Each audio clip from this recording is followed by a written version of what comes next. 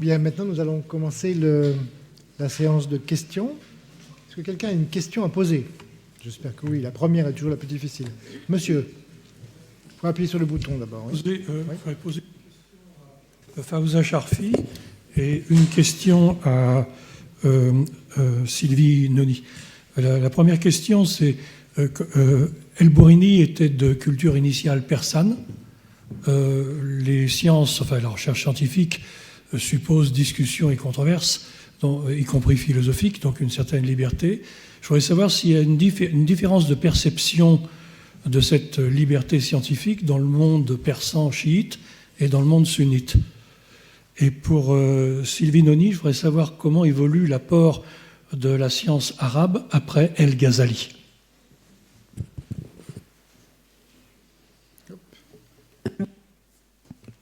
Oui, Biruni est du Khwarezm, donc c'est l'Ouzbékistan actuel, donc c'est toute la région perse. Et c'est très intéressant de lire, je ne pouvais pas en parler, l'échange entre Biruni et Avicenne. Donc là, c'est très intéressant de voir aujourd'hui que le débat, l'échange scientifique était vraiment présent dans ce monde. Mais Biruni était sunnite, était dans la tradition orthodoxe sunnite. Donc, mais en fait, l'échange qu'il a eu avec Avicenne était beaucoup plus lié à la tradition grecque, etc. C'était des questions un peu philosophiques. L'un était plus aristotélicien que l'autre, et donc bon, j'ai pas le temps de développer. Et puis c'est pas ma formation, mais je pense que cette notion en fait de débat, même dans le monde de l'époque qui n'était pas aussi ouvert qu'aujourd'hui, est extrêmement importante. Et puis Biruni a été quand même très très marqué par ses voyages en Inde. En fait, tout ce dont j'ai parlé, une bonne partie de sa vie a eu lieu en Inde du Nord, et donc tout l'héritage indien a eu beaucoup d'importance pour son approche intellectuelle. Oui, alors concernant donc la postérité d'Aboul Barakat, donc juste après lui, il y a un autre Razi, Fakhreddin al-Razi, donc qui est un théologien charite qui va beaucoup reprendre et citer ses idées. Mais il faut dire quand même que quand on le lit, c'est un peu décevant parce que tout l'apport original, tout le raisonnement détaillé que fait Aboul Barakat ne se retrouve pas dans les écrits de Razi. Et on est effectivement, alors ça mérite d'autres recherches. Moi, j'ai conclu mes recherches précédentes en disant que voilà, il y a un deuxième champ de recherche qui s'ouvre, c'est quelle est la postérité de ces idées-là. J'ai dit tout à l'heure que beaucoup des idées qui ont été débattues sur le mouvement, les maïls, les inclinations, se retrouvent dans les débats du Moyen-Âge et puis même du XVIe siècle en latin. Par exemple, il y a le jésuite Benedetti qui a une thèse du mouvement qui est absolument ressemblante à celle d'Aboul Barakat, à l'exception près du fait qu'il manipule la notion de poids spécifique qui n'existait pas dans le monde arabe. Mais on n'a pas idée des passeurs. On a juste une petite piste, et comme je ne maîtrise pas l'hébreu, je n'ai pas pu l'explorer davantage.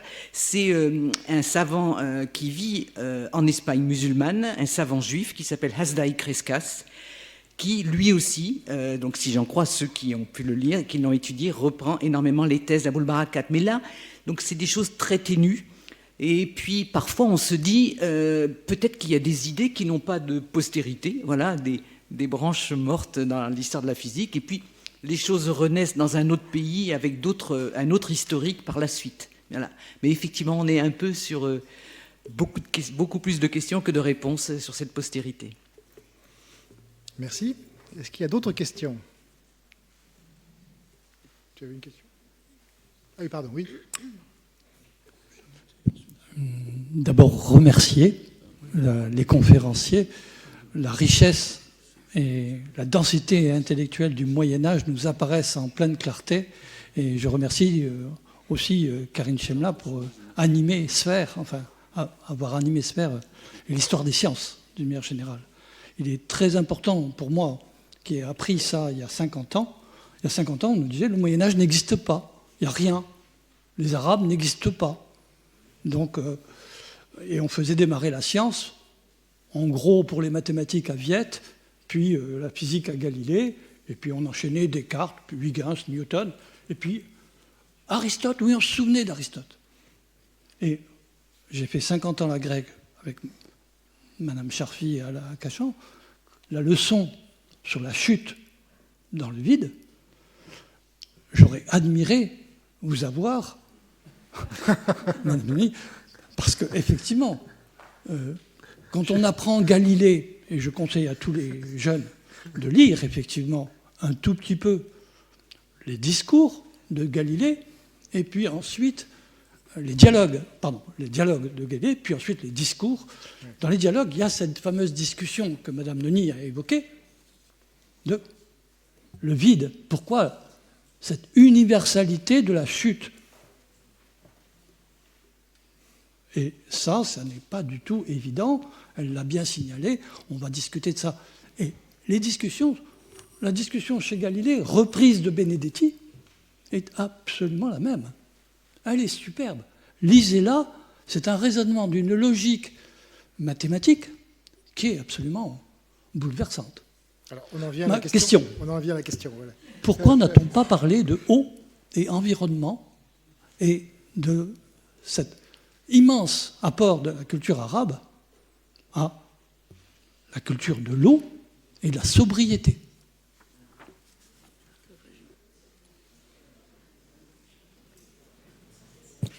Eh bien, ça me paraît une excellente proposition pour un 5 à 7 à venir. Bien sûr. Oui, vous avez tout à fait raison de poser la question. Moi, je suis originaire d'une ville tunisienne, c'est Sfax. C'est une ville qui est presque à la limite du désert. Et pour parler de cette culture de l'eau, à l'époque, donc dans ma jeunesse, il y a bien longtemps, eh bien, dans la ville de Sfax, il y avait, dans toutes les maisons, il y avait une citerne et un puits. Une citerne pour boire l'eau et le puits pour laver la maison. Et ça, c'est des traditions effectivement millénaires. Ce serait malheureusement, même à Sfax, ça a disparu. Il y a une question là-bas au fond. Il y a même deux questions. Bonsoir, merci beaucoup pour vos présentations. C'est vraiment un plaisir, c'est un délice. Vraiment, d'un point de vue excitation cognitive, je pense que c'est un summum. Voilà. Alors, je suis généticienne de formation. Je suis également tunisienne. Donc, merci pour ce petit clin d'œil au niveau des traductions. Vous êtes de Sfax? Pas de Sfax, non, pas de Sfax, mais nous avons également cette même tradition au nord-ouest du pays. Et également à Tunis et dans d'autres régions. Donc effectivement, je pense qu'il faut creuser un peu plus. Et effectivement, je rejoins monsieur dans cette brillante suggestion d'organiser un 5 à 7 à ce sujet. Voilà, ma question, c'est par rapport en fait à cette est-ce qu'il y a des fouilles archéologiques de la pensée scientifique, ou en tout cas des idées ou des hypothèses justement qui sont un peu mis dans des oubliettes ou un peu mis à l'écart dans la littérature scientifique? Où est-ce que ça en est? Est-ce qu'il y a vraiment une discipline, ou est-ce qu'il y a vraiment des chercheurs qui fouillent comment ça se passe? Est-ce que ça se passe dans des bibliothèques, ou où ça en est? Ça, c'est d'un point de vue purement, je dirais, questionnement scientifique, et également le patrimoine, je dirais, de la pensée scientifique et des hypothèses, tout simplement. Ça, c'est la première question. Et la deuxième question, est-ce qu'il y a une sauvegarde de ces pièces scientifiques, de ces preuves scientifiques, quelque part? Voilà. Qui peut répondre? Oui. Sylvie Noni, oui. Très rapidement, pour la première partie, je n'ai pas cité mes sources tout à l'heure, mais tout mon travail s'appuie sur quelqu'un qui a travaillé au début du XXe siècle, qui s'appelle Shlomo Pines, qui est un savant juif, qui a beaucoup travaillé sur Aboul Barakat, et avec plusieurs ouvrages très érudits dont je me suis délecté, mais qui avait une conception de l'histoire des sciences qui correspondait un peu à celle que j'ai dénoncée tout à l'heure. C'est-à-dire qu'il a lu à chaque fois quand Avicenne dit que le mouvement se poursuivrait avec à l'infini s'il n'y avait pas de résistance, et qu'Aboul Barakat lui dit non, c'est pas vrai. Il écrit Aboul Barakat renonce à l'idée si prometteuse pour l'avenir des sciences d'Avicenne. C'est-à-dire qu'il lit au futur antérieur comme donc quelqu'un qui détient la connaissance du principe d'inertie. Et donc, en fait, cette archéologie, c'est notre travail permanent à nous, historiens des sciences, c'est d'essayer de faire tomber donc des lunettes idéologiques qu'on a parfois sur les textes que l'on observe et les lire pour ce qu'ils sont et non pas pour ce qu'ils disent des savoirs d'aujourd'hui. C'est très difficile de se défaire de ça. Les mettre en réseau et rester fidèle au texte. Et effectivement, je pense que la discipline, l'histoire des sciences, a fait d'énormes progrès depuis une 50aine d'années à ce sujet-là, et elle doit sans doute en faire encore. Oui, je crois savoir que les historiens n'aiment pas beaucoup le futur antérieur. En effet, en effet. Mais il y a une question que je me pose, je crois que la question qui était posée, c'est est-ce qu'on trouve encore de nouveaux manuscrits ? Est-ce qu'il y a de la recherche un peu systématisée de manuscrits ? Et comment ça marche ? Comment on en trouve ? Où on les cherche ? Comment ça fonctionne ? Voilà, c'est bon. Oui, je peux essayer de répondre. Il y a des bibliothèques dont la plupart des manuscrits sont dans des bibliothèques. La plupart sont... il y a des catalogues. Simplement, il y a beaucoup de manuscrits que l'on n'a pas lus, donc, qui sont mal classés. Il suffit d'un mauvais titre pour vous faire louper un ouvrage extrêmement important. Donc, il n'y a pas de... Faire une étude systématique et un dépouillement systématique de tout ce qui existe, ça demanderait des forces qui sont bien au-delà de celles dont nous disposons. Donc la façon la plus simple et la plus méthodique, c'est peut-être de tirer des fils. On a des fils, on se dit tiens, celui-là, il a dû lire quelque chose, ça doit exister, il faut que je cherche dans cette voie, et en cherchant dans cette voie, on découvre des choses. Bon, après, ça peut être aussi le hasard qui fait tomber les choses. En fouillant un peu, on tombe, récemment, j'ai parlé d'analyse combinatoire récemment, et c'est vrai que c'est un sujet qui m'a intéressé très récemment, et c'est vrai que l'analyse combinatoire, c'est une discipline mathématique qui émerge des recherches qu'on peut trouver en lexicographie, qu'on peut trouver en mathématiques, qu'on peut trouver en métaphysique, qu'on peut trouver dans plein de domaines extrêmement différents. Et cette analyse combinatoire, elle finit par se dégager des disciplines dans lesquelles elle se pratique. Et en fait, on a retrouvé un traité d'analyse combinatoire pure au XVIe siècle, et ça fait moins de 10 ans. C'est-à-dire qu'on n'avait même pas l'idée que ça pouvait exister. C'est-à-dire un traité des combinaisons. C'est un peu la même chose pour les mathématiques grecques. On a retrouvé aussi des trucs combinatoires il n'y a pas très longtemps. Mais là, un traité vraiment de voilà. C'est pas, oui, c'est pas, enfin, bon. C'est comme, bon, on pourra pas discuter, mais c'est quand même un traité des combinaisons, ce qui est vraiment... C'est le hasard qui a fait trouver ça. Donc voilà, il n'y a pas de règle. Un dépouillement systématique serait au-dessus de nos forces. Très bien. Il y a une question, on va répondre là, oui. Sur la méthode de recherche. Oui. Manuscrit, justement, parce que je voulais ajouter quelque chose. Il y a encore un nombre considérable de manuscrits donnant des textes de médecine arabe qui ne sont pas étudiés, faute d'amateurs, si j'ose dire, enfin, plus de gens capables de les comprendre, de les déchiffrer, de les comprendre. Bon, si vous voulez, c'est vrai, on ne creuse pas un puits, on trouve un manuscrit, ça peut se faire. Bon, si un manuscrit est tombé dans un puits, mais les manuscrits, comme a dit mon collègue, sont dans les bibliothèques, des bibliothèques publiques, des bibliothèques privées, et souvent on a la joie de découvrir un manuscrit dans une bibliothèque privée, mais aussi on ne va pas non plus à la pêche au hasard. D'une part, il y a des catalogues dans les bibliothèques, dans les grandes bibliothèques, et puis ensuite, pour ce qui concerne les sciences, par exemple, ou la médecine, on a aussi des instruments de travail qui, certes imparfaits et incomplets, nous donnent des indications sur les endroits où on peut trouver des manuscrits de tel ou tel savant. Donc on ne part pas, vous voyez, on ne part pas dans le désert à la recherche d'un manuscrit perdu. Très bien. Je crois qu'il y a une question là-bas, oui. Ah, c'est pas branché, je crois. Ah, là, c'est bon, oui. Merci beaucoup parce que c'était vraiment passionnant de voir l'interconnexion et la transmission. Et justement, au sujet de la transmission, il y a eu des interfaces et ces interfaces ont été cruciales. C'est une question plutôt pour Monsieur Desroches. À ma connaissance, Monsieur Espagnol, j'ai un petit biais d'origine. Il y a eu l'école de traducteurs de Tolède, par exemple, qui a été cruciale parce qu'il y avait des gens des trois cultures ou des trois langues ou des trois religions, si on veut. Pour ce qui est de la médecine, je pense qu'au niveau de Palerme, il y a eu aussi des interfaces d'échange.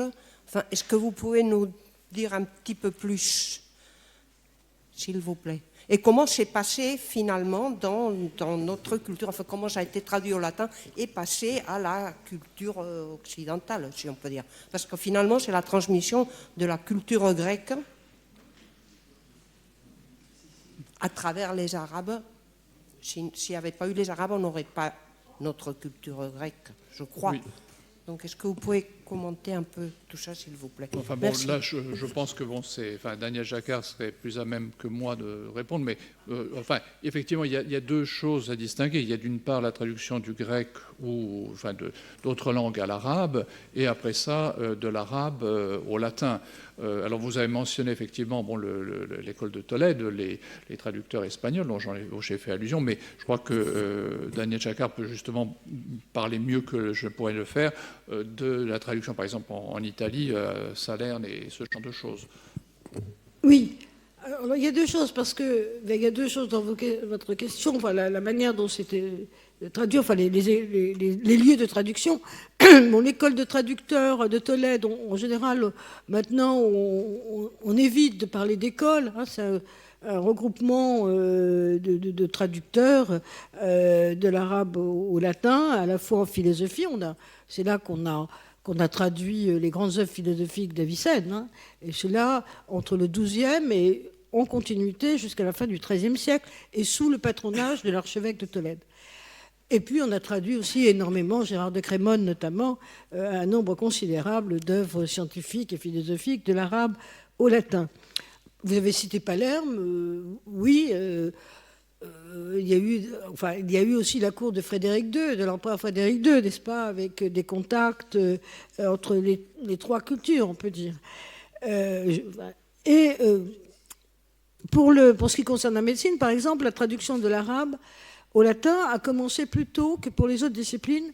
Elle a commencé dans la seconde moitié du XIe siècle, au Mont Cassin, grâce à un homme qui venait de l'actuelle Tunisie, et qui, donc arabophone, mais qui devait aussi connaître le latin, probablement un chrétien, et qui a fini sa vie à l'abbaye du Mont-Cassin, où il a donc traduit un nombre considérable d'œuvres de l'arabe au latin. Alors, pour ce qui concerne cette idée, vous voyez, concernant les rapports avec l'Antiquité grecque, bon, on entend toujours on a toujours des formules qui sont fausses. Bon, d'une part, concernant la science arabe, on dit que finalement, un cliché, il continue ce qu'ont fait les Grecs, etc., etc. Bon, ce qui est évidemment complètement absurde. C'est certainement, ils ont, dans un certain nombre de domaines, les traductions du grec à l'arabe ont servi de point de départ, mais pas de point d'arrivée. Alors, concernant l'Europe chrétienne latine, bon, là c'est la même chose, si vous voulez. Tout n'a pas été... Enfin, il y a eu aussi un accès, à travers des traductions faites directement sur le grec, de la science grecque et de la philosophie grecque. Les deux ont coexisté. Donc on ne peut pas dire... Et cela dès le XIIe siècle, et même avant. Et donc on ne peut pas dire non plus que c'est grâce aux Arabes, enfin, aux écrits de nos traductions faites du grec à l'arabe, que l'Occident médiéval latin a connu la science grecque. C'est faux. Elle l'a connue aussi par des traductions directes. Mais si, très souvent, même pour le cas de traduction d'œuvres grecques, les lettrés latins ont préféré les traductions faites sur l'arabe, même s'ils étaient évidemment plus infidèles par rapport à la lettre grecque, c'est que d'une part, elles étaient plus compréhensibles, parce que les traductions faites sur le grec étaient souvent mot à mot. Et puis, quand même, il y avait l'idée, s'ouvrir à la science arabe, c'est s'ouvrir à la modernité pour un homme du Moyen-Âge. Donc, d'une part, les traductions d'œuvres grecques en arabe et puis ensuite en latin paraissaient plus fluides parce qu'elles avaient déjà été un peu adaptées, enfin, compréhensibles en arabe et donc après en latin. Et d'autre part, s'ouvrir à la science arabe, c'était s'ouvrir à la modernité pour le Moyen-Âge. Et c'était perçu ainsi. Merci. Je crois que Karine a un commentaire ou une question. Non, c'est une question à Pascal qui va un petit peu continuer ces problématiques, qui est une question sur un point qu'il a souligné et que je trouve très important, c'est qu'on voit dans le monde arabe une tentative d'étendre la notion de nombre et de prendre ce qui, dans des textes grecs comme les éléments d'Euclide que tu as cités, sont d'une part les entiers et d'autre part les grandeurs géométriques. Tu as montré, et c'est très important, comment en fait on a progressivement une nouvelle idée de nombre qui se fait jour, qui va être partie prenante du fait qu'on rapproche les nombres entiers et les nombres qu'on va utiliser pour formuler les grandeurs géométriques. Ma question, c'est est-ce que le système positionnel décimal, qui a tout de même été traduit du sanskrit, Al-Khwarizmi est l'auteur non pas seulement d'un livre d'algèbre, mais d'un livre d'arithmétique, de calcul indien. Est-ce que le système positionnel décimal, le fait que 1, 2, 3, ça se dit 123 en fonction de la place où on met les choses, n'a pas joué un rôle dans le fait de repenser cette notion de nombre? Et donc, est-ce que le fait de repenser cette notion de nombre, ça n'est pas quelque chose qui provient justement du fait que se sont retrouvés en arabe des savoirs sur les nombres d'origines diverses?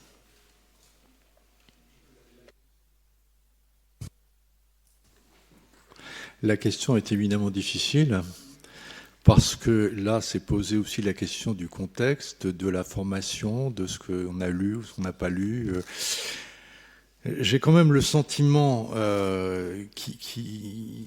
que s'il y a une influence, elle n'est pas nécessairement directe. Je veux dire par là que j'ai en tête un texte d'Allemagne, un texte de Thabit ibn Qurra qui sont... on est à la fin du IXe siècle, à propos des rapports, du traitement de la théorie des proportions. Et à chaque fois, ils insistent sur le fait de traiter cette question-là de façon numérique et de rapprocher systématiquement ce qu'on va faire sur les grandeurs de ce qu'on fait sur les nombres. Et cette tentative-là, elle ne me semble pas nécessairement en lien avec la numération décimale de position. Il y a quand même quelque chose qui est important aussi, ce sont les méthodes d'approximation. Et là, dans les méthodes d'approximation, l'invention des fractions décimales va être extrêmement importante, mais là, on est déjà au XIe siècle. On est déjà un peu plus tard que ces deux personnes du IXe siècle qui ont déjà engagé, si tu veux, ce rapprochement. C'est pour ça que je ne nie pas la possibilité d'une influence, mais elle ne me semble pas être directe. Il me semble y avoir d'autres facteurs plus généraux et peut-être plus philosophiques de rapprochement entre nombre et grandeur. Enfin, c'est mon impression. D'autres questions? S'il vous plaît. Question là-bas. Oui, d'abord, un grand merci pour toutes les présentations qui sont fascinantes. J'ai une question concernant ce qui se passe après Averroès, après le déclin, au moment du déclin de la science arabe.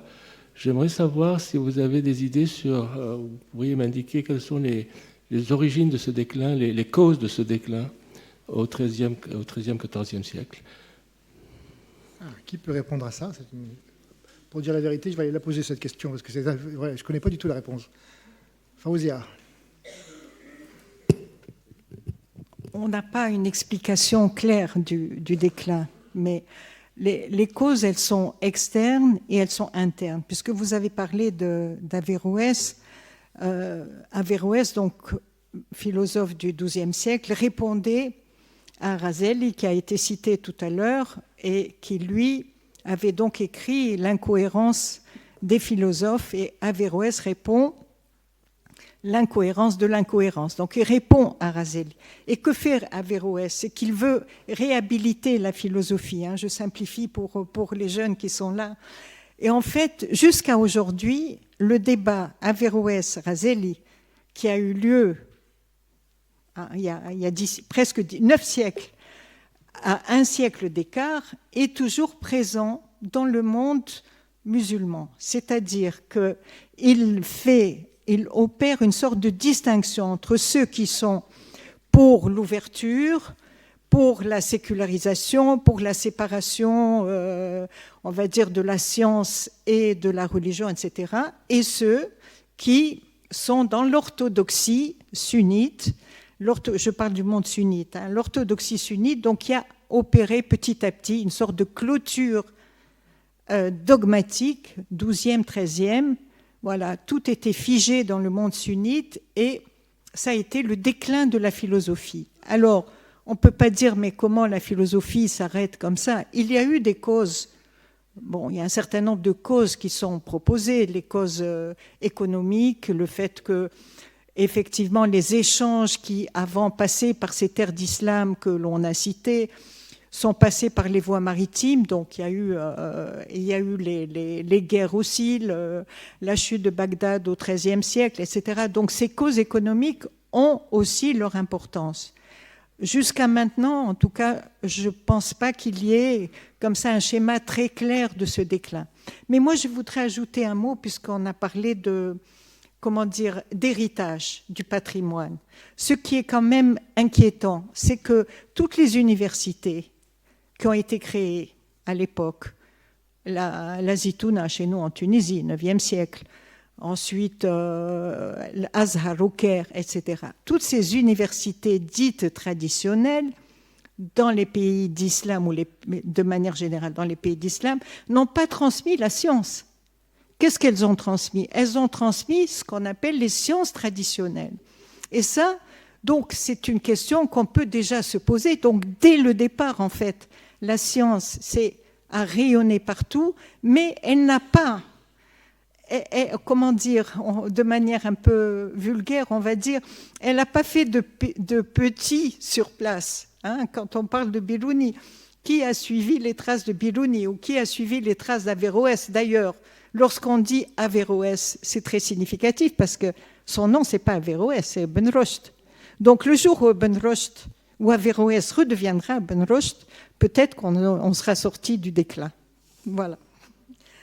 Je crois que Sylvie Noni. Oui, juste un petit complément, je crois que Fawzia sera d'accord, mais il y a aussi une inégalité d'études dont il faut prendre compte. C'est-à-dire que moi, par exemple, quand j'ai commencé à travailler sur la physique arabe médiévale, il y avait beaucoup de gens qui avaient travaillé sur la physique en Espagne, musulmane, Ibn Baja, Avenpes, Averroès, tout ça, mais il y avait beaucoup moins d'études sur ce qui s'était passé en Orient, autour de Bagdad. Donc il faut toujours être assez prudent et avant de commencer à parler de déclin, peut-être que ce qui est pas très fort en l'occurrence, c'est notre savoir et peut-être qu'il faut encourager les jeunes générations à aller davantage étudier sur cette période autour du XIIIe, XIVe, XVe siècle arabe. Parce que la chute de Bagdad, bon, il y a eu des chutes de capitales dans les siècles qui ont précédé, le sac d'Isfahan, pour parler que de lui, bon...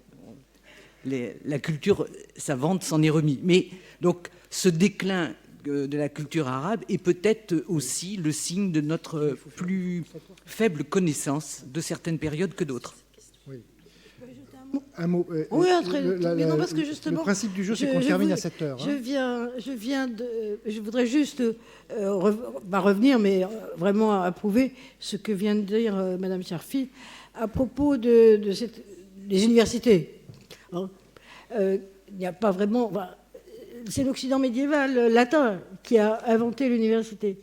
Et donc, quand on parle, je l'ai déjà écrit d'ailleurs, je crois, dans quelques publications, quand on essaie de comparer, ce qui est toujours mauvais d'ailleurs, de comparer au même moment la science arabe en Orient, et dans l'espace musulman, et la science occidentale écrite en latin en Europe, on dit, oh là là, quel décalage, les latins, c'est vraiment un niveau élémentaire, et même ce qui a été traduit de l'arabe, c'est pas ce qu'il y a de plus élevé, etc. Mais, justement, la différence, c'est qu'on a enseigné dans des écoles et dans des universités, petit à petit, le b.a.-ba des sciences.